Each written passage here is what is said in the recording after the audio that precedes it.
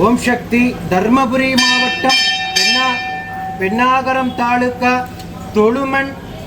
தொழுமன் கொட்டாயை சார்ந்த கோவிந்தராஜ் பழனியம்மாள் தம்பதிகள் திருமணமாகி 17 ஆண்டுகள் குழந்தை பேர் இல்லாமல் நம்ம சேலத்து மகமா யூடியூப்பில் பார்த்துட்டு நம்பிக்கையோடு தேடி வந்து அமாவாசை அன்று கும்பப்படையில் பிரசாதம் வாங்கி சாப்பிட்டு அதே மாதமே அம்மா மனமிறங்கி அழகான மழலை செல்வத்தை பிள்ளை செல்வத்தை அள்ளி கொடுத்துருக்காங்க.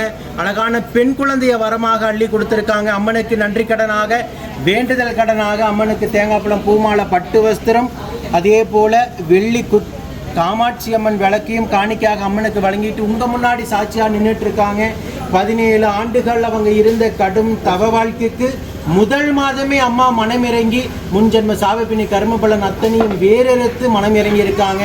அதே போல் அன்னதானத்திற்கு அரிசியும் ஒரு சிப்பம் வழங்கியிருக்காங்க அமாவாசை பூஜைக்காக. இந்த குழந்தை அங்கத்தில் கழுவினி இல்லாமல் உடல் ஆரோக்கியத்தோடு வளர்ந்து கல்வியில் சிறந்து விளங்கி அவங்க குடும்பத்தை கட்டி காத்து கரை சேர்த்துன்னு நான் வேண்டிக்கிறேன்.